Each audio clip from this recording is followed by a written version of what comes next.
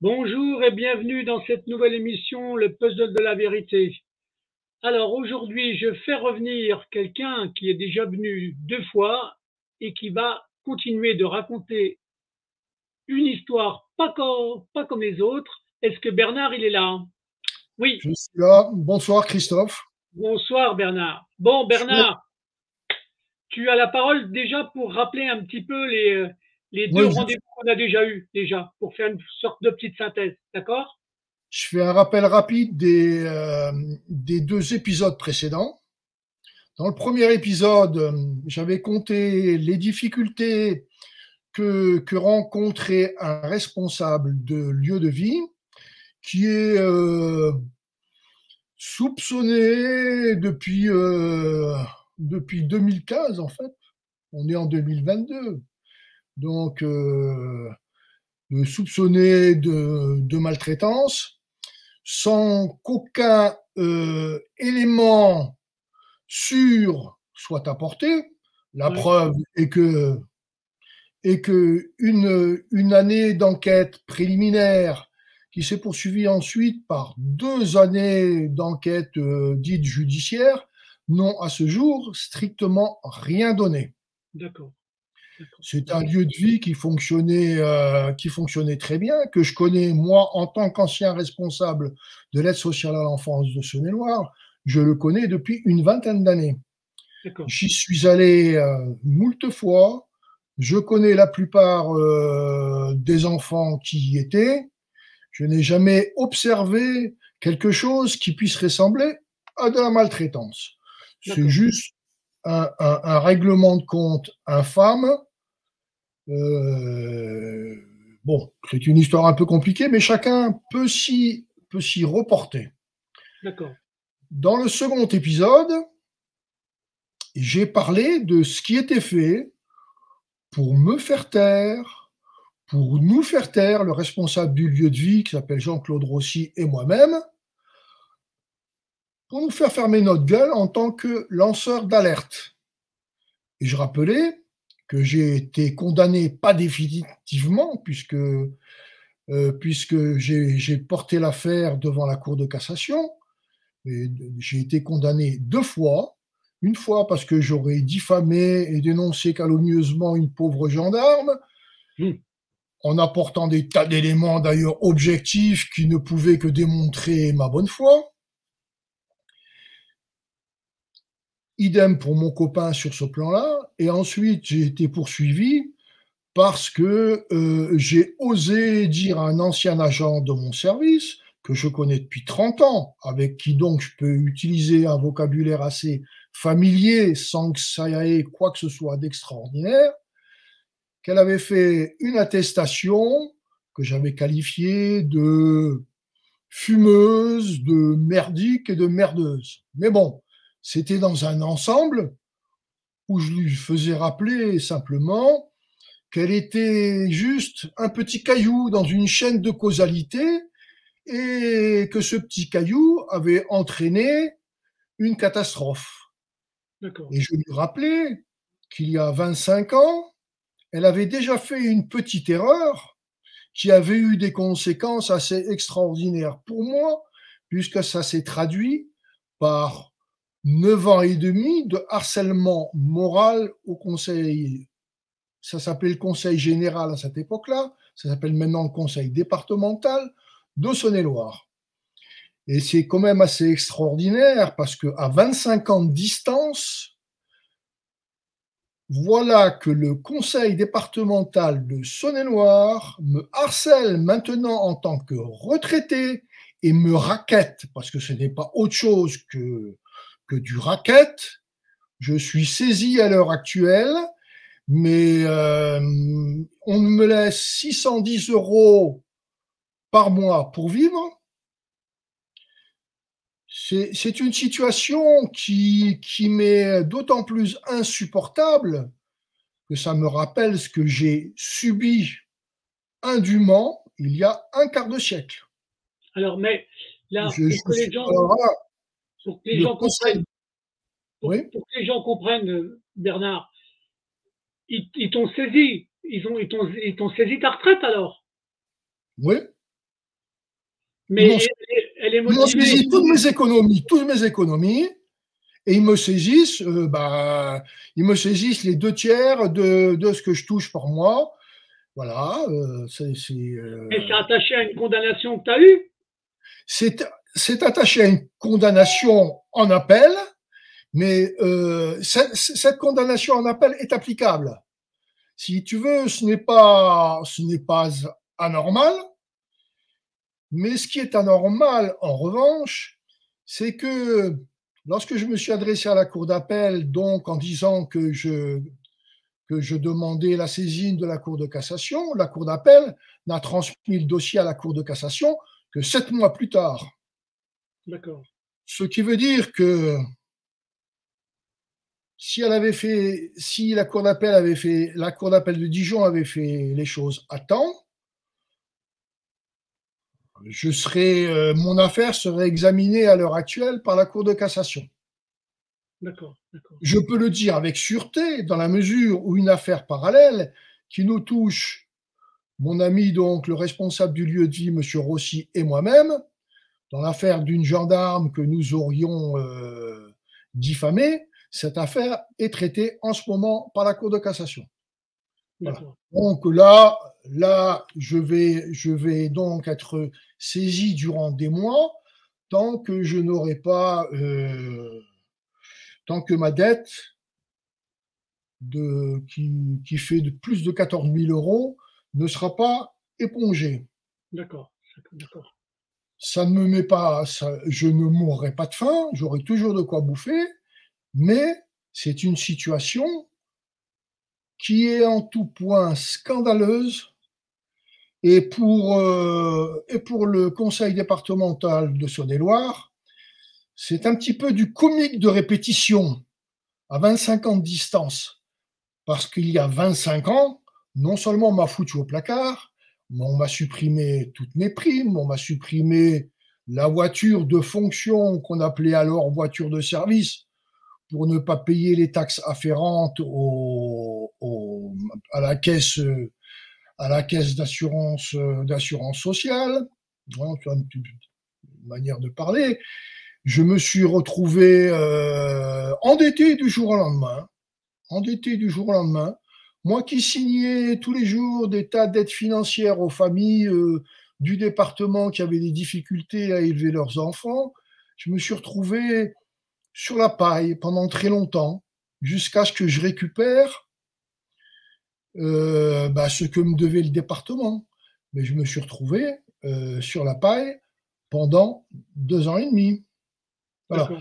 Le conseil départemental de Saône-et-Loire n'a aucun scrupule,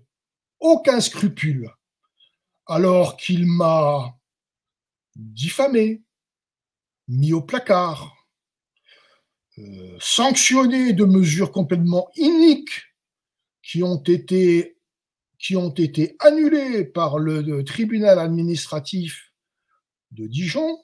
Une première fois, ils n'ont même pas appliqué la décision, ils m'ont foutu dans un autre placard qui faisait plus joli que l'autre. Mais c'était un placard quand même.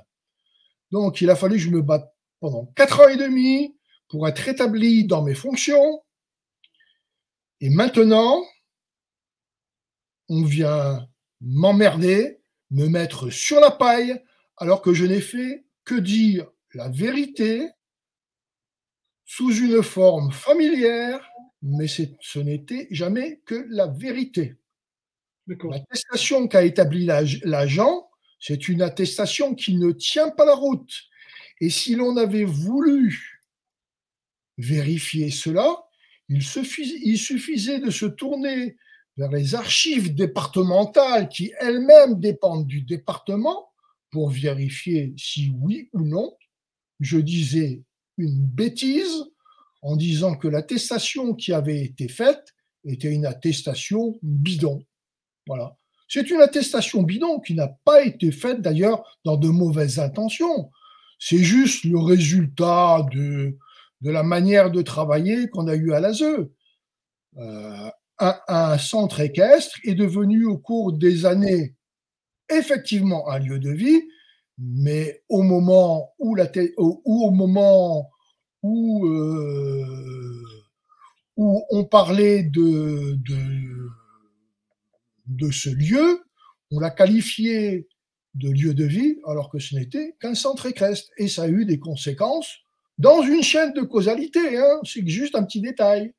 D'accord. À l'origine de ce détail, je retrouve la même personne qui, il y a 25 ans, m'a mis dans une situation scandaleuse, grotesque, enfin, qui a pesé sur ma vie pendant très longtemps et qui continue de peser sur moi, parce que j'ai toujours pas digéré ce qui m'est arrivé. J'ai toujours pas digéré ce qui m'est arrivé il y a 25 ans. Il se trouve que la même personne à qui j'ai rappelé ce qu'elle avait fait il y a 25 ans a porté plainte contre moi, naturellement soutenue par le conseil départemental de Saône-et-Loire, qui a voulu la mettre en avant pour dire, voyons, M. Biggenwald, comme il exagère ce monsieur, a harcelé une pauvre agente du département, et comment, alors là, il le fait. Je ne l'ai jamais traité, elle, de merde, je ne l'ai jamais traité, je ne l'ai jamais insulté. J'ai simplement dit qu'effectivement, son attestation était merdique. Mais elle était effectivement merdique, et je la connaissais depuis 30 ans. Elle sait très bien le vocabulaire que je peux employer à certains moments pour décrire des réalités. Mais je n'étais insultant avec personne. Mais bon, les tribunaux savaient très bien que derrière toute cette histoire, il fallait choisir entre le conseil départemental de Saône-et-Loire et moi-même qui n'étais qu'un retraité. Le choix n'a pas été trop cornélien. Alors, entre le je m'en foutisme de certains juges et leurs simples préjugés, contre moi qui finalement était un traître à ma classe, parce que, bah oui, j'ai été bien plus maltraité que certaines personnes qui tabassaient leurs conjoints ou qui envoyaient se faire sodomiser des agents de l'administration. Moi, il fallait me condamner. Voilà, le premier qui dit la vérité sera donc exécuté. Et Voilà. c'est ce qui m'est arrivé. Et donc, ça me fait remonter dans la gorge ce qui m'est arrivé il y a 25 ans, que je vais décrire maintenant, qui est une saloperie immonde. Ben vas-y, tu racontes là, alors là, dans ce qui m'est arrivé il y a 25 ans, ça démontre bien le pourrissement du monde politique. Le pourrissement du monde politique. Parce que ce n'était pas une erreur de l'ASE à l'époque. Et d'ailleurs, je n'avais pas de compte particulier à régler avec l'ASE. Non. Ça a été, je me suis fait foutre au placard parce que des salopards ont trouvé un intérêt commun à me mettre au placard. Parce qu'il aurait fallu que moi, en tant que responsable de l'aide sociale à l'enfance et responsable d'un service adoption, il aurait fallu que je pliasse devant une injonction d'accorder des passe-droits en matière d'adoption à un couple qui, en plus, posait pas mal de problèmes. Objectivement, pas mal de problèmes. Là, attends, là, tu es en train de parler d'un sujet, c'est le sujet qui t'a amené les emmerdes. Un dossier d'adoption. Oui, oui. 9 ans et demi de harcèlement moral. Mais toi, tu étais le décisionnaire normalement par rapport à ta fonction. Bah, j'étais le responsable départemental de l'ASE, sur tout le département de Saône-et-Loire, et donc j'étais responsable, dans le cadre de mes fonctions, du service adoption. Le service adoption, c'est la vitrine montrable de l'aide sociale à l'enfance. Ça, c'est important. Pourquoi ? Parce que dans le domaine de la protection de l'enfance, tu n'as pratiquement pas de lobby. Les enfants, les parents qui se sont fait enlever leurs gamins par l'aide sociale à l'enfance, ou plutôt par des juges, mais enfin, dont les enfants sont confiés à l'aide sociale à l'enfance, sont rarement dans la position de manifester en quoi que ce soit. En revanche, dans le domaine de l'adoption, tu as l'adoptant, tu as les lobbies des adoptants, des associations qui œuvrent en matière d'adoption et qui a priori passent pour des gens extraordinaires, plein de bons sentiments, etc. Or, moi, ce que j'ai pu observer, dans mon travail, et surtout en recevant des anciens adoptés, c'est que l'adoption, c'est quelque chose d'infiniment délicat, qu'il faut être tout à fait attentif et que une adoption, ça peut se terminer par des drames. Il y a Alors des gens attends, qui s'imaginent qu'ils vont pouvoir adopter comme ça un gamin très facilement. alors je voudrais te poser une question avant. L'étape d'un enfant adopté, c'est quel type d'enfant qui est adoptable? Est-ce que par exemple des enfants qui ont été enlevés à des parents peuvent être adoptés par quelqu'un d'autre? Uniquement, uniquement s'il y a un jugement avec une déchéance de l'autorité parentale. Je peux te dire qu'à l'heure actuelle, c'est très rare. C'est très rare. C'était beaucoup plus courant. C'était beaucoup plus courant il y a une cinquantaine d'années. Mais il y a une cinquantaine d'années, il n'y a pas grand monde qui voulait adopter. En fait, l'adoption, ça s'est développé ça s'est développé, je dirais, avec la contraception, plutôt dans les années après les années 70, beaucoup plus que dans l'après-guerre où il y avait des tas de gamins qui auraient été adoptables tout simplement parce qu'ils D'accord, étaient pupilles de l'État. Il faut d'accord, avoir été déclaré pupille de l'État. Alors il faut soit avoir été abandonné et être déclaré pupille de l'État. Voilà. d'accord. Mais là, tu es en train de nous parler de cas d'enfants qui sont ni pupilles de l'État, ni des enfants forcément abandonnés. Là, Est-ce qu'il peut je y avoir, parle, hein? là, là, là, je parle de l'étape qui fait que des candidats à l'adoption peuvent obtenir un agrément pour adopter, D'accord, soit en France, avec un enfant qui serait éventuellement confié par un conseil de famille, soit à l'international. Il d'accord, faut savoir qu'il y a très peu d'enfants qui sont adoptables au niveau national et qu'il n'y en a pas non plus et qu'il y en a de moins en moins à l'international.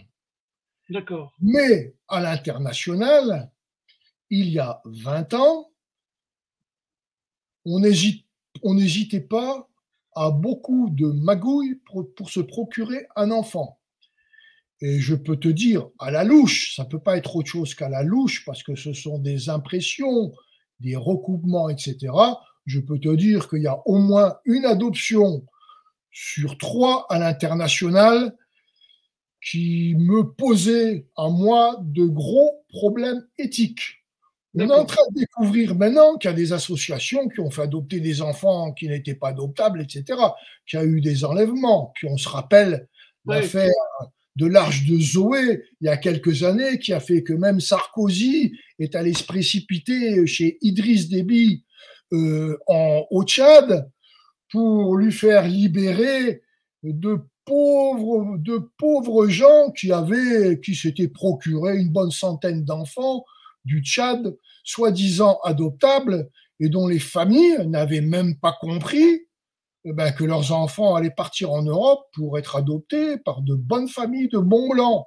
ouais, c'est ça, c'est ça. Il y a Non, beaucoup mais, de saloperies qui non, sont arrivées, mm, et ces saloperies-là, si tu n'es pas complètement idiot à l'aide sociale à l'enfance, si tu n'es pas dans ouais, l'idéologie absurde de penser que l'adoption, c'est la solution la meilleure pour des enfants qui ont le ventre un peu gonflé par la malnutrition, eh ben, tu les vois si tu veux envie de regarder, tu vois si tu as envie de regarder, puis tu restes aveugle si tu n'as pas envie de voir. d'accord. Ils Mais sont toi, mon quand tu dis expérience. ça, quand tu dis ça, c'est que tu as constaté quand même des choses qui n'étaient pas normales. Ah bah oui, bah oui, bah oui, bah oui, parce que j'ai eu des témoignages d'enfants adoptés, des Ouais, témoignages qui me forçaient à m'interroger. J'ai eu aussi des témoignages d'adoptants pour qui l'adoption, ça n'a pas été d'une très grande facilité. D'ailleurs, c'était pas forcément parce que c'était des mauvais gens, mais un enfant qui a été adopté, c'est un enfant qui a un problème d'identité. C'est un enfant qui se pose beaucoup de questions, c'est un enfant qui peut être très perturbé. Et donc, il ne faut pas s'attendre à ce que l'adoption, bah, ça se passe forcément de manière extraordinaire. Mais ça peut se passer très bien aussi, hein. Moi, je n'ai pas d'objection a priori par rapport à l'adoption, mais pour moi, il paraît indispensable que tout soit clair, que tout soit clean. Mais les Ouais. magouilles, je refuse de m'y traiter, de me prêter à des magouilles en aucune manière. Or, j'ai Alors, eu. justement, tu as constaté des choses Ah bah pour oui, parler de ça. Tu as bah, des exemples ou tu as des ah bon, manipulations, il y a des actes que tu peux dénoncer, par exemple. bah, tu veux un exemple? Oui, bah vas-y. Allez, une ancienne fille adoptée rentre dans mon bureau et me demande, j'ai été adoptée, voilà. Ma mère, ma mère adoptive m'a toujours dit que ma mère était une pute. Est-ce que vous pouvez vérifier si ma mère était une pute? J'ai regardé dans son dossier, que je connaissais, parce que bon, elle m'avait demandé un rendez-vous. Il n'y a rien du tout qui l'indiquait. Un autre exemple, un type qui a été adopté dans l'après-guerre, ça devait être les années 40, 45, 46, qui est venu m'expliquer d'abord qu'il avait été choisi parmi toute une bande de gamins. C'était un peu comme ça que ça se pratique à l'époque. Et que ses parents adoptifs l'appelaient le Boche. J'ai été voir dans le dossier, rien n'indiqué qu'il fut l'enfant d'un Boche. Et puis même s'il avait été l'enfant d'un Boche, Il y est pour qu'est-ce rien, que lui. c'est cette dégueulasserie pour un parent adoptif d'appeler son gamin le Boche? Ouais. Alors, ces candidats à l'adoption que l'on trouve extraordinaires, on a l'impression qu'ils ont le cœur là. D'ailleurs, ils te racontent tous qu'ils ont le cœur qui déborde de tendresse. Je peux plus entendre ça, moi. J'ai envie de dire, si vous avez le cœur qui déborde, prenez la serpillière. Parce qu'il faut voir les réalités. Voilà. Bon, je pourrais t'en citer pas mal comme ça, hein. Bon, Ouais. mais j'ai rencontré aussi des adoptants qui étaient très bien, hein. Oui, bien sûr, j'en ai conscience. Voilà. Il ne faut pas mais il faut pas voir le côté merveilleux, etc. uniquement. Non, non, il y a une face noire de l'adoption. Cette face Alors, noire existe. Et elle existe à l'international. Et elle existe à l'international. J'ai vu beaucoup de saloperies se faire à l'international. Avec des gamins préparés à l'avance. On pouvait même avoir, enfin, sur le département, tu avais une association qui faisait adopter des gamins, je crois, du Guatemala. Enfin, un pays d'Europe centrale alors, où il y avait Bernard, eu une guerre civile. Eh Bernard, ben, avant même j'aimerais, la naissance du gamin, on pouvait savoir, on pouvait donner le prénom au gamin. Ils étaient fabriqués à la chaîne, et puis c'est tout, c'est pas autre chose. alors moi, Bernard, dans ce que tu m'expliques, il y a une question qui me vient comme ça, qui va peut-être sûrement être bête, parce que je voudrais savoir si dans le mécanisme de l'adoption d'un enfant, est-ce qu'il y a une partie financière qui encadre ça ou pas? Est-ce qu'il y a des actes qui ont un coût? Est-ce qu'il y a un Non, environnement financier ou pas du tout? non, c'est gratuit. D'accord, Ça coûte bien moins cher que d'adopter un chien à la SPA. d'accord. Et je trouve d'ailleurs un peu dommage, mais on peut critiquer mon idée, mais je pense que on devrait demander une certaine somme aux candidats à l'adoption. Ça écarterait déjà un certain nombre, mais pas une somme extraordinaire, hein. Il ne faut quand même pas établir une barrière sociale. Mais mon idée est un petit peu plaisante comme ça, mais elle n'est pas si idiote que ça.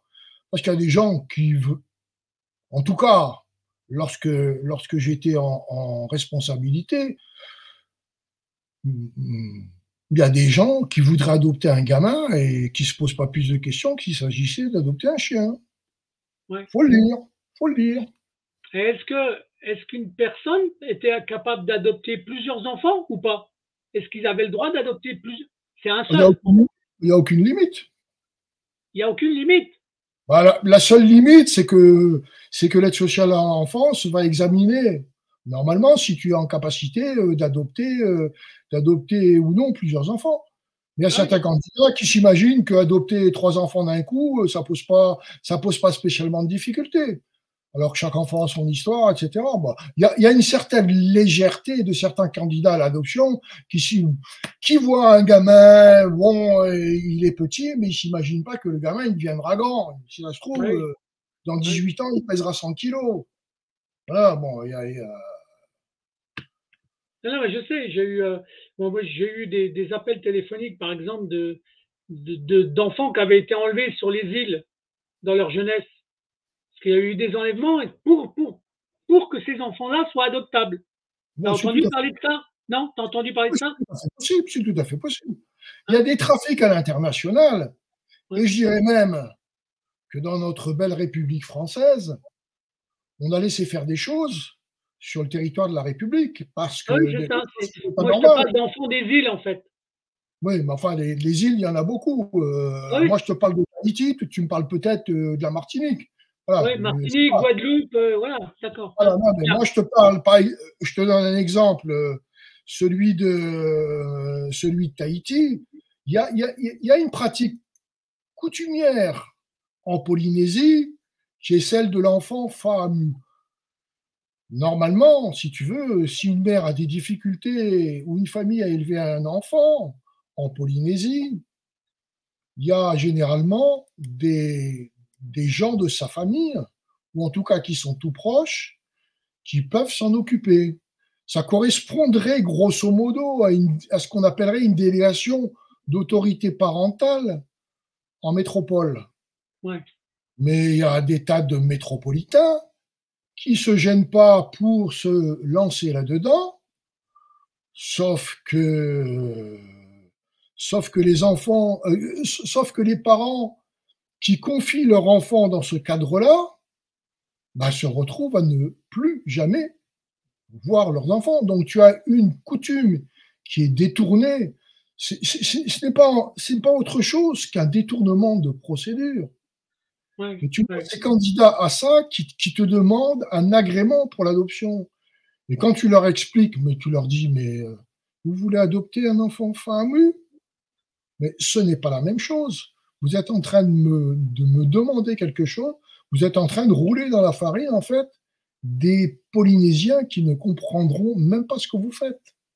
Ouais, c'est ça, c'est ça. Ça se pratique assez couramment. Bah Et oui, oui.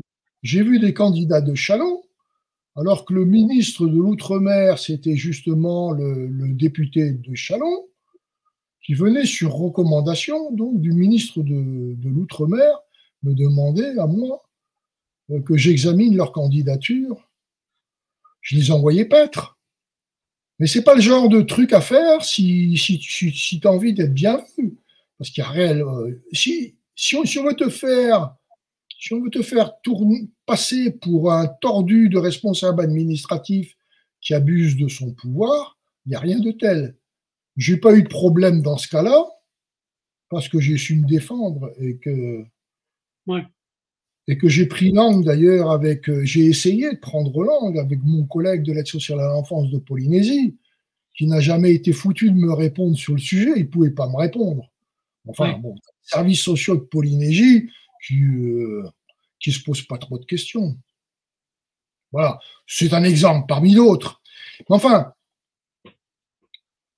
si tu crois un petit peu à ton boulot, que tu es là dans une optique de protection de l'enfance, Ouais. si tu es dans l'optique d'une adoption qui est faite pour les adoptés et non pas pour les adoptants, parce que l'adoption, c'est fait pour les adoptés, c'est pas fait. Le service de l'adoption, c'est pas un distributeur de gamins. Ouais, c'est ça, c'est ça. C'est bien ça qu'il faut dire. Et d'ailleurs, notre rôle est, sauf pour les pupilles de l'État, sauf pour les pupilles de l'État, et il y en a peu. Il y en a peu. Allez, si on a à l'heure actuelle 6 par an en Saône-et-Loire, ça doit bien être le 6, 8, peut-être 10. Ça doit bien être le maximum à l'heure actuelle. En tout cas, c'était le maximum qu'on atteignait il y a une vingtaine d'années. Notre rôle se limite à accorder des agréments en vue d'adoption, lesquels agréments peuvent être aussi bien être utilisés au niveau national par rapport à des pupilles de l'État que par rapport à l'international, si l'on se tourne vers l'international. D'accord. L'international étant, Mais, étant à cette époque-là ouvert à toutes les magouilles. mais celui qui décide du droit d'adopter, c'est toi, une personne comme toi. C'est quelle fonction qui donne Il y a, l'agrément? il y a une commission d'agrément, Ouais, il y a une commission d'agrément qui se réunit et qui étudie un rapport social et un rapport psychologique qui ont été faits par rapport aux adoptants, qui peuvent être soit un couple, soit un célibataire, et, et dans le délai de 9 mois. À partir du moment où des candidats à l'adoption déposent un dossier, ils sont en droit. Monsieur Théa, c'est peu respecté. D'ailleurs, en Saône-et-Loire, on respectait les délais. Hein. On était bon là-dedans. On a toujours été d'ailleurs félicité parce qu'on tenait les délais. On les tenait dans le délai de 9 mois. La plus, ça pouvait être moins, mais enfin, disons que ça tournait, voilà, dans 8, 9 mois. Mais on tenait les délais et il y avait une réunion, une réunion,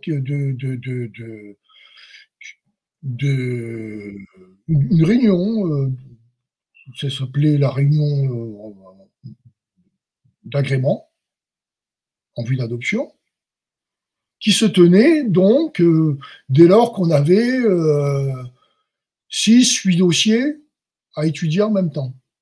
Ça rassemblait un certain nombre de personnes qu'on ne pouvait pas se faire déplacer pour juste étudier un dossier. Donc il y avait, selon le flux, il y avait 4-5 réunions dans l'année maximum. D'accord. Mais alors, toi, tu nous as dit tout à l'heure que moi, à cette époque-là, je présidais la commission, donc je demandais leur avis à tout le monde, et puis je tranchais. D'accord. Voilà. Et j'étais bien placé pour savoir ce qu'était un dossier, un bon dossier, ce qui satisfait la commission d'adoption ou pas. Dans le département, on essayait de bosser plutôt pas mal. On essayait, je dis bien. J'ai fait faire à cette commission, au processus de très gros progrès, Je commençais à m'y mettre quand j'ai rencontré ce problème avec ce couple qui était quand même avait un profil un peu particulier. D'abord, il avait toujours essayé de dissimuler ou de ne pas comprendre, ce qui avait été exprimé lors d'une réunion d'information, c'est-à-dire les conditions pour pouvoir adopter. À l'époque, il fallait avoir au minimum 30 ans dans un couple et 5 ans de mariage. D'accord. C'était la règle. C'était la règle qui était fixée par la loi, c'était pas fixé par moi. Et je me suis trouvé, on s'est trouvé en face d'un couple, mais on ne l'a pas vu. L'homme avait 23 ans à l'époque, n'avait, je crois, que 18 mois de mariage, était bien loin donc d'avoir 30 ans, et son épouse avait le double de son âge. Ah oui. Voilà. Oui. Mais on l'a pas bien vu, ça se voyait pas trop. J'ai encore dans la mémoire l'image de ce couple, d'ailleurs qui s'est pas présenté. Enfin, à la première réunion qui s'est tenue, on a vu que la dame, qui a posé des questions d'ailleurs, bon, je précise qu'elle était psychiatre pour enfants. Elle était psychiatre pour enfants. Oui. C'est important. C'est important. Ah, bah oui. S'il y a quelque chose que j'ai observé chez les médecins en général, c'est qu'ils n'aiment pas du tout qu'on les examine. Ah oui, ça ne m'étonne pas. Que ce soit des psychiatres ou des généralistes. Hein. Ah il n'y a pas de problème. Un généraliste, il va te vérifier ta prostate en foutant le dent dans le cul. Mais un médecin admet mal qu'on lui pose simplement des questions sur son fonctionnement. Ça, je peux citer nombre d'exemples de médecins qui réagissaient vivement. Ils s'imaginent au-dessus de tout. Ils sont Donc là, heureux. celle que tu dis, là, elle était médecin. Alors, c'était quoi sa fonction comme médecin? Elle était médecin psychiatre par enfant. Elle avait un cabinet. Donc, et c'était elle qui était mariée avec un homme qui était 2 fois plus jeune qu'elle. Oui. Elle aimait les enfants, alors. Elle s'était remariée. Elle avait été mariée avec un type qui voulait pas lui faire de gamin. Et moi, je comprends pourquoi. Parce qu'en fait, c'était une femme enfant. Moi, Ah je oui? vois pas. Bah oui. Dans son comportement, dans ce qu'elle a fait, j'ai pu observer en fait. Enfin, c'est mon impression, d'accord? Parce que en fait, j'ai jamais eu vraiment à examiner jamais un dossier complet et bien fait les concernant, puisqu'il était foutu au placard avant. Et son D'accord. mari était euh, un jeune prof agrégé, donc un type intellectuellement qui devait être brillant, et qui pensait sans doute avoir tout compris à 23 ans des problèmes de l'adoption, puisqu'il s'était dispensé de venir lors de la réunion d'information. D'accord. On y était, on l'a pas vu. Donc déjà, alors qu'il a manifesté après être très pressé, ce qui était idiot puisqu'il remplissait pas les conditions d'âge. Mais bon, Ouais. et ben D'accord. déjà, il avait perdu du temps par rapport à l'information qu'on aurait pu lui apporter. Mais bon, et il s'est trouvé. Bon, il s'est présenté la seconde fois avec sa femme, et puis bon, on n'a pas bien vu qu'il y avait une telle différence d'âge, on n'a pas bien vu son âge. Parce qu'en fait, elle était collée contre lui, elle faisait moi, elle m'a fait penser, illico, à une espèce de plante un peu famée, un peu fanée, qui est contre son tuteur. Voilà, lui il était le tuteur. Et elle était comme ça. Bon. Mais, Franchement, mais, franchement, moi j'ai vu passer devant moi des dizaines et des dizaines de candidats, et ceux-là, ils m'ont frappé. Et ce qui s'est passé, c'est que mon service a fait une bourde. A fait une bourde, mais je dirais qu'il en est plutôt arrivé à une bourde parce qu'on a tout fait, les candidats ont tout fait pour qu'il fasse une bourde. C'est-à-dire qu'ils ne voient pas illico, qu'ils ne remplissaient pas les conditions. Il suffit simplement de tarder pour donner tel ou tel certificat de mariage ou tel certificat de naissance pour que effectivement tu te retrouves avec un dossier qui est lancé sans qu'on puisse vérifier si toutes les conditions sont remplies. d'accord, ouais, c'est ça. Et je me suis trouvé en face du dossier complet qui avait donc été tapé, tiens-toi bien, par la même personne qui me vaut mes emmerdes actuelles. Je suis poursuivi parce que je l'aurais, comment dire, enfin bon, euh, j'aurais dit que son attestation était merdique, merdeuse, etc. Elle avait tapé tous les dossiers, elle avait envoyé les travailleurs sociaux chez le couple, etc. On se retrouvait avec le retour des investigations. Et je les lisais parce que je les lisais toujours avant avant chaque réunion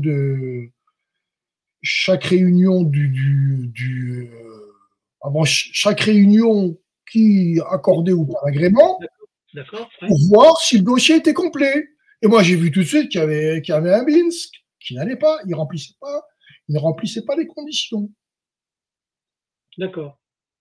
Et parce que parce que j'étais humain tout simplement, j'ai demandé à recevoir les candidats pour leur annoncer. J'aurais pu leur envoyer un courrier bien sec. Madame, Monsieur, nous avons constaté à la lecture des dossiers que vous ne remplissiez pas les conditions. Je vous prie donc de recandidater le jour où vous remplirez ces conditions, soit à la date du. Voilà, j'aurais pu faire ça, signé Oui, Bernard Dienwald, et hop, envoyé. Je les ai reçus. Moi, elle m'en a pris ultérieurement. Alors, je suis tombé en face d'un type qui était en face de moi. Je lui ai expliqué donc que c'était la loi, que j'y pouvais rien. Je lui ai dit, écoutez, je prenais toute la responsabilité sur le service d'ailleurs, parce que j'avais pas vu à ce moment-là à quel point ils étaient très faux cul. J'ai fait comme si tout ne tenait qu'à une erreur du service. Et je les ai informés sur la prochaine loi qui était en gestation à cette époque-là et qui prévoyait un assouplissement des conditions pour adopter. Il suffirait d'avoir 28 ans et 18 mois de mariage. Ça aurait pu coller. Les 18 mois de mariage, ils les auraient. Enfin bref, je leur ai dit, attendez que la loi soit votée. Allez, on était au mois de novembre, je leur ai dit, attendez le printemps. J'ai eu le type en face de moi. Il était raide de haine. Je n'ai jamais vu ça dans ma vie. Jamais. C'était une statue de sel. La haine. Et sa femme, elle, qui aurait dû être un peu plus mature, qui aurait dû me faire un minimum confiance, pleurer tout doucement, comme si c'était la fin du grand rêve de sa vie qu'elle aurait pu réaliser si elle avait divorcé plus tôt et si elle s'était fait faire un gosse plus tôt. Hein. Moi, je ne suis pas responsable de sa ménopause. Hein. D'accord. Je veux bien comprendre le grand malheur des gens qui veulent adopter. Enfin, je me trouvais quand même en face d'un couple un peu singulier. Et je ne pouvais que me poser des questions. Et les questions, d'ailleurs, elles sont vite venues. Parce qu'il a écrit une lettre au service de 11 pages où il racontait à mon patron, donc le directeur des services sociaux, la profondeur de son amour, etc., etc. Bon, je veux dire qu'il soit amoureux, je veux bien, mais enfin, bon, je veux dire, il avait un type qui allait bientôt avoir la cinquantaine en face de lui, qui avait quand même une certaine expérience de la vie et qui pouvait pas se contenter de déclarations d'amour pour dire, bah, il n'y a pas de problème, on va même s'asseoir sur les lois. On est dans une situation absurde. Mais là, ce que j'ai pu observer, c'est que le type avait un côté carrément mythomane. C'est-à-dire qu'il prétendait dans sa lettre qu'il avait 25 ans alors qu'il en avait 23. Il suffisait de compter sur ses doigts. Donc, il avait quand même un léger pétocasse quelque part. Hein. Ouais. Mais bon, moi j'étais prêt à réexaminer leur candidature au printemps. Ils ont laissé passer le printemps, ils ont laissé passer l'été, ils ont même laissé passer la majeure partie de l'automne sans se manifester. Alors que je savais à ce moment-là que l'assouplissement, effectivement, allait passer dans la loi. Enfin, j'aurais examiné leur dossier si j'étais venu au printemps. Ils ne sont pas venus. C'était pas moi à leur courir après. Mais à partir du moment où ils ont recandidaté, c'est-à-dire à la fin de l'année, c'était l'année 96, à la fin de l'année 96, ben, ils voulaient que tout se fasse sur les chapeaux des roues. Et comme les premiers rapports qui avaient été faits leur étaient favorables, mais ils étaient complètement insipides, moi, je les aurais, je ne pouvais pas m'en contenter, je les aurais foutus au panier. Et d'ailleurs, entre la fois où ils avaient candidaté et puis ce jour-là, il s'était passé pas mal de choses. J'avais viré les deux travailleuses sociales qui s'occupaient des investigations psychologiques, parce que pour moi, elles n'avaient absolument pas le profil. Pour ce qui était de leur cas, j'avais une vieille pucelle garantie sur facture, une vieille bigote avec le chapelet dans sa voiture, etc., qui fantasmait sur l'adoption. Elle n'avait aucune connaissance de la vie, aucune connaissance des couples, et était incapable d'aborder un certain nombre de problèmes qu'il faut être capable d'aborder face à des candidats à l'adoption. Je ne vais pas donner un mode d'emploi aujourd'hui sur ce qu'il convient de faire lorsqu'on rencontre des candidats à l'adoption, mais faut oser poser certaines questions. Et donc, j'avais apporté des gros changements à mon service. Et le rapport psychologique était tout à fait léger. Donc, pour moi, il fallait recommencer les investigations, non pas pour les emmerder, mais pour assurer que leur dossier serait sérieux, costaud, tiendrait la route et pourrait être examiné par la commission. J'étais bien placé pour savoir ce qu'il fallait à la commission, puisque je présidais cette commission.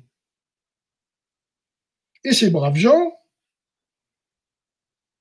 se sont imaginés discriminés, martyrisés par un responsable qui abusait de son pouvoir. Or là où l'histoire est extravagante, c'est qu'ils ont fait appel, ils avaient déjà fait appel à leur cousin, qui était vice-président de la commission, vice-président du conseil départemental de Saône-et-Loire. Oui. Je l'avais su par ma femme qui bossait sur sa commune en tant que maîtresse d'école. Elle m'avait dit, j'ai vu, il s'appelle Girardon, Jean Girardon. J'ai vu Girardon qui m'a dit que sa cousine veut des renseignements par rapport au dossier d'adoption de sa cousine. Mais franchement, ça l'emmerde. Parce qu'il considère que c'est la piquée de la famille. Il se trouve que j'ai rencontré le Jean Girardon en question, quelque temps après.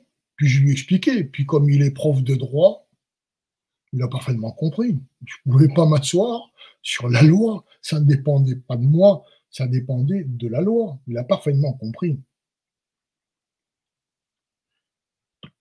Alors, quand ma femme m'avait parlé de cette histoire, c'était l'époque où nous nous séparions. Elle travaillait elle travaillait sur le canton, donc dont Jean Girardon était le conseiller général. Et à mon grand étonnement, voilà que Girardon se met à exiger du directeur des services sociaux que le dossier de ses cousins soit examiné à la prochaine commission, ce qui nous laissait 3 semaines pour examiner le dossier, tout bâclé. Enfin, je veux dire, ça ne tenait pas la route. Le voilà qui fait intervenir le directeur général des services. Le directeur général des services, c'était un ancien fonctionnaire colonial, que je peux résumer les hommes à sa botte et les femmes à sa bite. Ce n'est même pas une caricature, c'est la réalité. Avait exigé de mon patron, donc le directeur des services sociaux, qui avait toute confiance en moi d'ailleurs. Lisant la lettre du candidat, la lettre de 11 pages, il avait lu la lettre, il avait dit c'est un piqué. Donc tout le monde était d'accord pour dire que les candidats, ils étaient quand même un petit peu un piqué. Aussi bien Girardon pour sa cousine que le directeur des services sociaux pour le cousin. Et là, je dois dire que ça m'a mis pas mal la puce à l'oreille. J'ai interrogé ma femme, je lui ai dit, mais pourquoi vient-il m'emmerder, moi? Pour sa cousine dont il se fout, dont il n'a rien à foutre, dont tu m'as dit qu'il n'avait rien à foutre, et qu'il considère comme la piquée de la famille. Je lui ai demandé, tu n'aurais pas eu une liaison avec lui par hasard? Elle m'a dit, oh non, non, non, bah non, je te l'aurais dit. Elle était prête à m'avouer toutes sortes de liaisons, mais surtout pas avec lui. En fait, elle m'avait foutu dans la merde, parce qu'elle avait eu une liaison avec lui, puis après ça, elle a envoyé paître, et quand elle envoie quelqu'un, elle y met pas toujours les formes. Et plutôt que de me dire la vérité, je ne vais pas dire j'aurais été content, mais j'aurais compris. Après tout, quand on s'est séparés, je ne lui demandais pas d'être chaste jusqu'à la fin de ses jours. Et puis, on était séparés déjà depuis 13 mois à l'époque. Et ben voilà que ce type, pour se venger d'elle, s'est tourné contre moi, et je l'ai bien compris, parce que lors d'une conversation téléphonique qu'il a eue avec mon patron, donc le directeur des services sociaux, il assurait, le directeur des services sociaux qui s'appelait Monsieur Aumont, Richard Aumont, Monsieur Aumont, c'est pas contre vous. Il a répété 2 fois, c'est pas contre vous. Moi, j'étais là. Mais j'ai failli prendre le combiné pour lui dire, alors si c'est pas contre moi, c'est contre moi. Qu'est-ce que vous venez me faire chier? Mais j'étais à 2 doigts de le dire, parce que je savais bien que c'était une histoire pourrie, je le sentais bien, j'avais tous les éléments. Je veux dire, j'étais pas tout à fait le cocu qui se doute de rien. Mais j'avais une femme que je considérais comme suffisamment intelligente pour me dire les choses à temps. Eh ben non. Elle a attendu que le directeur général des services, qui savait très bien qu'il avait une crapule en face de lui, la crapule en question lui rendait service parce qu'il avait soutenu, il y avait eu un rapport de la Chambre régionale des comptes qui avait été très sévère à la fois vis-à-vis du président et vis-à-vis du directeur général des services, qui s'était octroyé des avantages indus. Or, il se trouvait que Jean Girardon en question avait dit aux socialistes de l'opposition, vous êtes quand même gonflés, etc. Enfin bref, il avait défendu donc le directeur général des services et le président. Et je me retrouvais dans une histoire entre salopards qui se rendent mutuellement un service, tout en sachant que la personne qu'il demande est un salaud. Et le salaud, c'est que celui à qui demande un service est un autre salaud. Une histoire donc de corruption. Et là, je parle de corruption du milieu politique. Et il fallait donc me faire payer l'obstruction que je pratiquais. Alors, je l'ai pratiquée par une simple lettre au directeur général des services, en lui disant que dans les délais qui m'étaient importés et qui étaient d'ailleurs rapportés indirectement par le directeur des services sociaux, j'ai même pas eu de demande directe du directeur général des services, parce que je lui aurais répondu d'une manière très ferme et je lui aurais donné une simple raison pour lui dire, vous me demandez une chose qui est impossible, tout simplement parce que les candidats à la réception des écrits les concernant ont 15 jours pour faire leurs observations. Si on ne respecte pas leurs observations, on n'est pas dans le cadre de la loi. Et à moi, me donner généreusement 3 semaines pour faire le tout. Ça voulait dire que je ne pouvais qu'apporter une réponse positive à leur demande d'agrément.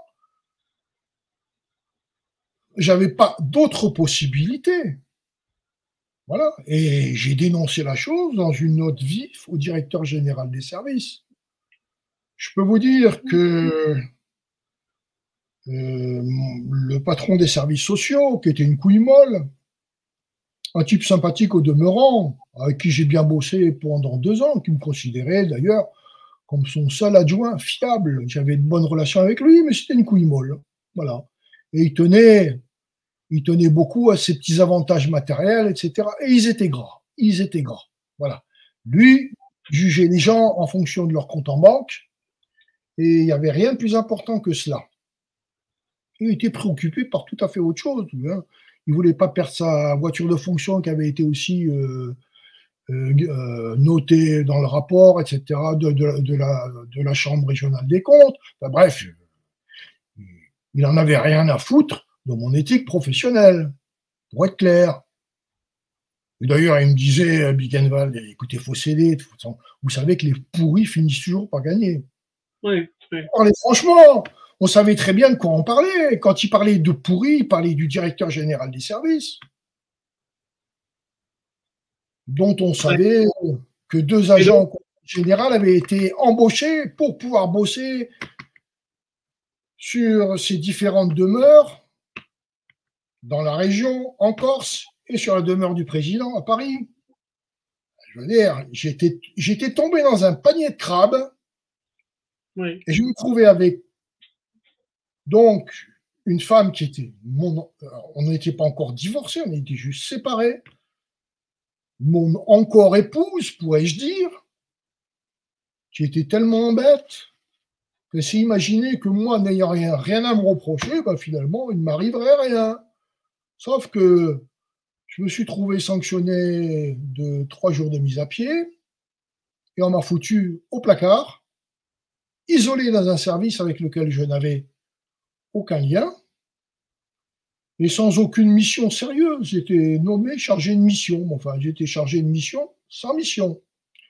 Si on m'avait mis 4 jours de mise à pied, je serais passé devant un conseil de discipline. Dans le conseil de discipline, tu as un magistrat administratif. J'aurais pu expliquer aisément ce qui m'arrivait, mais on a fait quelque chose, on s'est démerdé pour que je sois sanctionné et que je n'ai plus la possibilité que de me tourner vers le juge administratif. Or, chacun sait que les délais au tribunal administratif sont fort longs. Il m'a fallu 2 ans et demi pour être rétabli, pour être soi-disant rétabli dans mon poste. Mais il faut que je précise quand même quelque chose avant cela. On a demandé, le directeur général des services très probablement, a demandé une belle lettre aux candidats à l'adoption exprimant leur grief à mon égard. Cette lettre a été rédigée par le petit mec là, de 23, qui devait peut-être avoir 24 ans à ce moment-là, et qui m'a présenté comme un maître chanteur. J'avais eu simplement une conversation téléphonique avec son épouse, qui m'avait d'ailleurs appelé, qui m'appelait de son bureau, donc de son bureau de psychiatre, et à qui j'ai expliqué qu'à vouloir aller trop vite, ça risquait de se retourner contre eux, parce qu'on risquait de se retourner de se retrouver avec des écrits, si même on était capable de les rédiger à temps, que ces écrits ne suffiraient pas à la commission d'agrément, et que dès lors, on serait obligé de remettre ça, et ça donnerait une très mauvaise impression sur leur candidature. Et j'ai rajouté, et puis en plus, vous avez vraiment un drôle d'avocat dans cette affaire. Mais je ne pouvais pas lui dire ça parce que je ne savais pas à 100% que, en fait, votre si bel avocat, le conseiller général Girardon, a été en fait l'amant de ma femme et elle l'a envoyé paître et il se venge. J'en étais quasiment sûr, mais je ne pouvais pas le jurer. Je ne pouvais pas le jurer à ce moment-là. Et mon encore épouse m'a donc dit les choses. Une fois que j'étais au placard, une fois que j'étais enterré, une fois que j'ai été présenté comme un maître chanteur. Alors là où les candidats à l'adoption ont fait une belle connerie, c'est qu'ils ont fait donc, le petit mari a fait une lettre signée par les deux candidats présentant ce que j'avais dit comme une forme très claire de chantage. Ça ne pouvait faire que rigoler quelqu'un de sérieux. Mais en plus, ils se sont trompés sur les dates, c'est-à-dire qu'ils m'ont fait téléphoner un jour où j'étais en formation à Montpellier avec une collègue qui m'a fait observer ça. Alors cette lettre, je l'avais lue par hasard sur le bureau du directeur des services sociaux. Il m'a dit, écoutez, j'en tiens même pas compte, qu'il m'a dit. Moi, j'ai bien vu qu'on me joue un tour de con. Au petit matin, je suis allé dans son bureau, j'ai fait une photocopie de la lettre en question. Et quand je me suis retrouvé au placard, je suis allé voir avec un délégué syndical mon dossier pour voir qu'est-ce qu'il y avait dans mon dossier. Et dans mon dossier, j'ai trouvé une autre lettre qui n'était pas enregistrée, dont les dates collaient bien plus aux dates réelles. C'était les dates réelles, ça avait été corrigé, mais ce n'était accompagné de rien du tout expliquant ce qui eût été possible. J'ai fait une erreur dans ma lettre du temps, je la corrige et voilà la version définitive. Non, non, cette seconde lettre n'avait pas été enregistrée par le service officiel du courrier. Elle avait dû vraisemblablement atterrir directement, être donnée directement au directeur général des services ou à un de ses sbires. Et je me retrouvais avec une lettre qui collait plus à la réalité. Mais là où elle ne collait pas à la réalité du tout, c'est que le directeur des services sociaux, qui était un gros bavard, alors là, il tchatchait toute la journée. Il avait raconté devant des cadres. Je ne comprends pas que Biggenwald conteste, etc. La seconde lettre, c'est moi qui l'ai demandé au candidat à l'adoption parce que j'avais vu qu'il s'était trompé. Mais pas de bol pour lui. Sur la première lettre, il avait signé, c'était le 12 février, vu le 12 février, son gris-gris, et la seconde lettre datée du 9. Ouais, d'accord. Il ne pouvait pas avoir demandé une lettre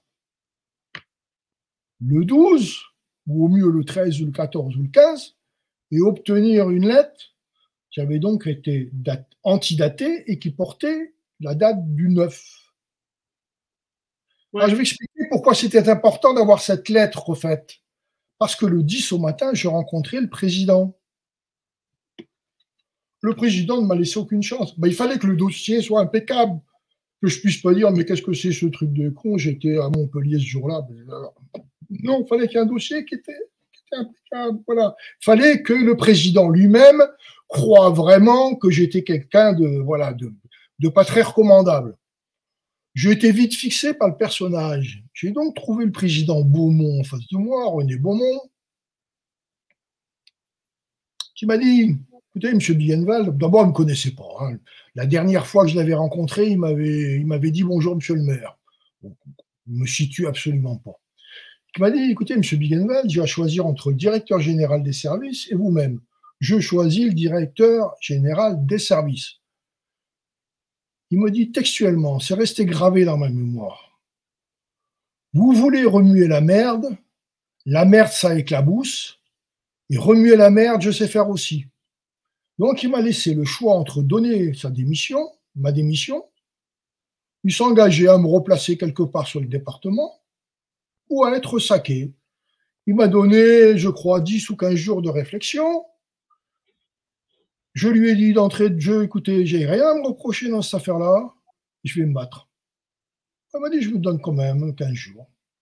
Et au bout de 15 jours, il y a sa secrétaire qui, soit dit en passant, avait été sa maîtresse, en qui il pouvait avoir confiance, qui m'a téléphoné, qui m'a demandé ma décision. J'ai dit, écoutez, moi, je n'ai rien fait d'extraordinaire et donc je m'accroche. Et c'est à partir de là que j'ai donc été foutu au placard, saqué, 3 jours de mise à pied. Il y a même le directeur général des services qui avait demandé que je sois foutu dehors de mon bureau. Ok. Comme je fais 1m84, que je faisais à l'époque à peu près 95 kilos, personne, le directeur des services sociaux lui a dit, écoutez, si vous voulez que je le foute dehors de son bureau, vous y allez vous-même. Enfin, il l'a dit peut-être plus gentiment que ça, mais enfin bon, c'est la manière dont j'ai été traité. D'accord. Voilà. Ok. Et il y avait des gens autour de moi qui savaient très bien qui pouvaient attester que j'étais tout à fait clean dans cette affaire-là. Les travailleurs sociaux ont pétitionné, on dit que c'était scandaleux. Les 2 seules personnes qui n'ont pas pétitionné en ma faveur, c'était les personnes qui avaient fait l'erreur au service adoption. D'accord. La même, entre parenthèses, la même que je retrouve là, qui est en train de me poursuivre parce que je l'ai attaqué en tant que fonctionnaire. Je l'ai là. Mais je ne l'ai jamais engueulé après. Hein. Je ne l'ai jamais engueulé. Parce que j'ai bien vu, de toute façon, elle était juste. dans une chaîne de causalité. S'il n'y avait pas eu des salauds derrière, bon, ok, alors elle avait fait une erreur, elle n'était pas extraordinaire. L'erreur en question n'avait d'ailleurs jamais entraîné de quelque retard que ce soit, puisque les candidats ne remplissaient pas les conditions. D'accord. Ok. Il n'y a rien qui tenait. Et la meilleure, c'est qu'on m'a foutu dehors, on m'a remplacé par quelqu'un d'autre de beaucoup plus souple à la commission et sur mon poste. La personne en question m'a dit, oh, bon, de toute façon, les candidats, ils achèteront un gamin à l'étranger. Ce qu'ils ont fait. Ils ont acheté un gamin au Vietnam. Ça leur a pas coûté cher, d'ailleurs, parce qu'au Vietnam, à cette époque-là, un fonctionnaire, il était payé 80 ou 90 francs par mois. D'accord. Alors, quand tu balances 2000 ou 3000 balles, tu fais ce que tu veux. Oui, d'accord. C'est ça la réalité du tiers-monde. C'est ça la réalité de l'adoption dans beaucoup de pays du tiers-monde. Ok. Il ne faut pas s'illusionner. Et maintenant, ça devient beaucoup plus dur parce que les pays du tiers-monde, ils se disent, après tout, nos enfants ont de la valeur et puis peut-être qu'on pourra en faire autre chose. Et puis comme ils se lancent eux aussi dans la contraception, la valeur de l'enfant a beaucoup évolué en 20 ans. D'accord. Donc, c'est Ok. international. On peut toujours magouiller, on peut toujours acheter un enfant, mais c'est pas aussi facile. Et en tout cas, on ne peut pas l'acheter avec autant de bonne conscience qu'à l'époque. Voilà. Bon, voilà. Écoute. Mais alors, je veux juste terminer. Ils n'ont pas pu le faire, les choses, en 3 semaines. Donc, le dossier des candidats a été examiné à la date que j'avais prévue, que j'avais proposée. Donc, on m'a foutu au placard, on m'a sanctionné, on a fait comme si j'étais un maître chanteur, et finalement, on n'a fait que faire ce que j'avais annoncé qu'on pouvait faire. On ne pouvait pas faire mieux. On m'a demandé une imbécilité. Voilà. Une imbécilité qui a été demandée par un salaud qui voulait régler les comptes. Et là où c'est plein d'humour, c'est que si MeToo avait existé à l'époque, la carrière du conseiller général se serait pratiquement arrêtée là. Ah oui. Ce conseiller général avait déjà joué des tours de con du même genre. Quand j'ai été au placard, j'ai eu des échos du comportement de ce personnage. Sachez qu'il a licencié, je crois, je pense que c'est 5 fois, mais ça doit être au moins 3. Allez, je ne suis pas sûr pour 5, mais au moins 3 fois. La même directrice du foyer pour personnes âgées de son canton, parce qu'elle était l'épouse d'un ennemi politique. D'accord. Ouais, il a été chaque fois été envoyé bouler par le tribunal administratif de Dijon et il a de nouveau licencié pour une autre raison. D'accord. Cette femme m'a raconté ce qui lui était arrivé quand j'étais au placard. Elle est venue chez moi et elle m'a dit, j'en ai fait un cancer puis j'ai laissé tomber. Voilà. Elle était venue accompagnée de quelqu'un qui était scandalisé aussi. Enfin, ce type était un type infect. J'ai même entendu, on m'a cité une histoire d'une petite tuque qu'il avait amenée chez lui, puis qui n'avait jamais reparu au boulot, qui n'était jamais revenu. Elle n'avait rien dit, elle avait fermé sa gueule. Bon, on était en face d'un salaud, que je peux traiter de salaud, parce que alors lui, c'est pas lui qui m'attaquera, parce que la publicité qu'il a eue, ça lui a suffi. Parce qu'il y a eu quand même. Alors à l'époque, je me suis tourné vers la presse et j'ai eu du bol. Parce qu'on m'avait dit, tourne-toi vers un journaliste que je connaissais, qui avait été candidat à l'adoption. On m'a dit, écoutez, vous devriez vous tourner vers un avocat que je connais. Et l'avocat en question, c'était Arnaud Montebourg, qui n'était encore qu'avocat à l'époque, qui allait se présenter d'ailleurs sur le fief électoral du président du département et qui l'a battu, parce que tout ça, ça se passait en 97. Il y a eu des législatives en 97 et effectivement, Montebourg a foutu une branlée en tant que candidat à la députation au président du Conseil général. Et Montebourg m'a dit, écoutez mon histoire avec attention, on m'a dit, bon, vous avez des couilles, allez-y. Et a donc averti certains de ses amis socialistes qui étaient dans l'opposition. Ok. Et il m'a filé quelques adresses de journalistes parce qu'il avait déjà son réseau, Montebourg à l'époque. J'ai pu le. D'accord. Et voilà. Et donc, j'ai eu, en allant à Paris pendant une semaine, j'ai eu des contacts avec plusieurs journaux, Nouvelle Obs, Libération, Le Point, enfin bon. Et puis des journaux locaux, de longs articles. J'ai eu une pleine page dans Libération. Hein. Et Libération a expliqué, bon, pas toujours d'une manière très satisfaisante, m'a expliqué le fond de l'affaire. A expliqué le fond de l'affaire. Alors, au Conseil général, je peux vous dire qu'à partir de ce moment-là, ils n'en menaient pas large, parce qu'ils savaient que je ne me laisserais pas faire. Mais bon, ils ont fait le gros dos. Ils ont fait le gros dos. Et ils ont joué au con quand j'ai été réintégré. Ils ont fait semblant de me réintégrer. Et on m'a foutu dans un autre placard où j'ai passé 2 ans et demi avec des missions impossibles à réaliser. On m'a filé. En tout cas, si on avait. Bon, parce que là, il faut qu'on arrive à la fin quand même. Si tu avais un mot de la fin. J'ai pas calculé. Hein? Ah bah oui, il faut qu'on arrive à la fin. Donc, la moralité, là. Donc, c'est quoi alors la moralité de cette histoire profondément immorale, c'est que le même conseil départemental qui s'est acharné contre moi pendant au total 9 ans et demi pendant ma carrière professionnelle, s'acharne sur moi maintenant en tant que retraité de la fonction publique territoriale, parce que je dis, une fois de plus, la vérité. Voilà. Donc, voilà. Comme quoi, là, la vérité. Alors, écoute. Je l'ai là. Et ça ne passera pas. jamais. Ça ne passera jamais. Je suis en train de faire une belle lettre là au président qui n'a peut-être pas connu tout ça. Je lui dis ça dans tous les détails pour lui dire vous ne pourrez pas dire que vous ne saviez pas la saloperie qui a été commise et quelle place vous êtes en train d'occuper dans cette kyrielle de salauds. Parce que c'est pas autre chose que des salauds. Oui, bien sûr. Alors, vous avez bien compris la différence entre les deux affaires. Ce qui arrive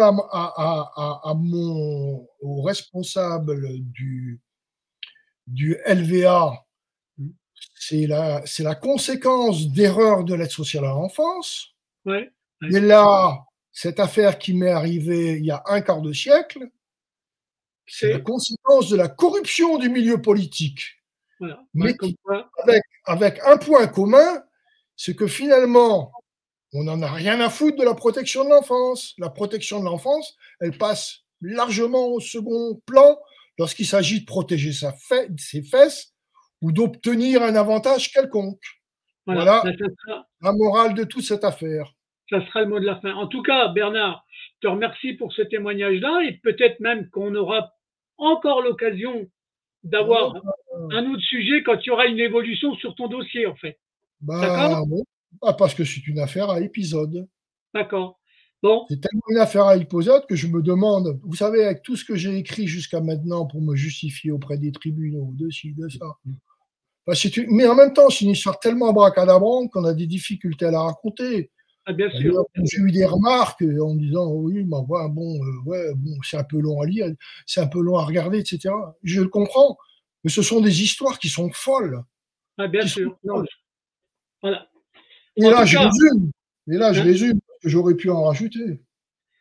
Ça sera pour un autre épisode, Bernard. Je te remercie pour ce rendez-vous-là. D'accord ? Ok ? Hein ? L'heure est vite passée. Hein. Ah bah oui, ça passe vite. Au revoir. Alors bon, tu peux prendre contact avec Rossi. Voilà. Mais tu verras il sera plus synthétique que moi. D'accord. Bon, on fera peut-être un épisode et je te tiendrai au courant. D'accord ? Mais ça vaut le coup.